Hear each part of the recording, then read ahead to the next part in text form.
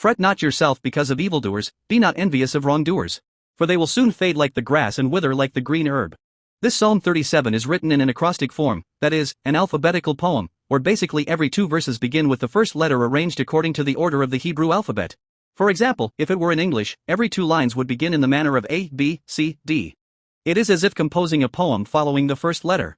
In any case, the evildoers or wrongdoers here refer to the people of the world who do not know God and do not believe in Him. Also, fret and be envious here go beyond merely grumbling, they refer to one's heart becoming hot and burning with anger, jealousy, or envy. How do things look in reality?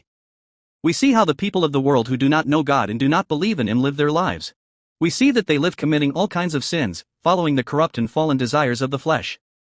That is, because they completely do not know God and are indifferent to Him, when the Lord's day comes, rather than serving and worshiping God, they follow their fleshly lusts and pleasures to go out to the mountains, the seas, or places of amusement to play.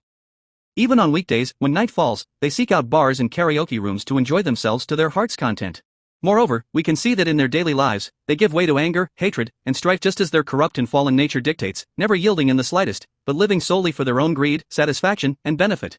Furthermore, because they live only for their corrupt and fallen desires and lusts, we sometimes see them hold great power, make a lot of money to drive fine cars, wear nice clothes, and eat good things.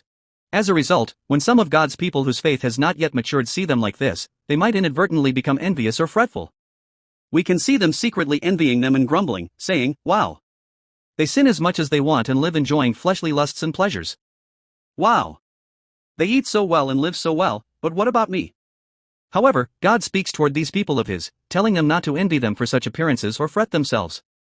Why is that so? For they will soon fade like the grass and wither like the green herb. Right at the front of this sentence, the Hebrew conjunction key, for, is used, telling us the reason why we, the people of God, must not envy or fret. The reason is, it says, that those wicked people will be cut down swiftly like grass and will wither quickly like the green herb. What does this mean? Even though the grass in the field seems to grow quite abundantly, we see that once it is fully grown, it is soon cut down as feed for beasts, and even if it is not, it cannot last more than a few months before it swiftly withers away. This means that the life and existence of those wicked people are exactly the same. Rather, our life on this earth is exceedingly short and brief.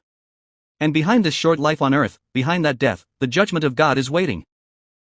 Then, those unbelievers will all face judgment from God and will be cast into the eternal lake of fire in hell.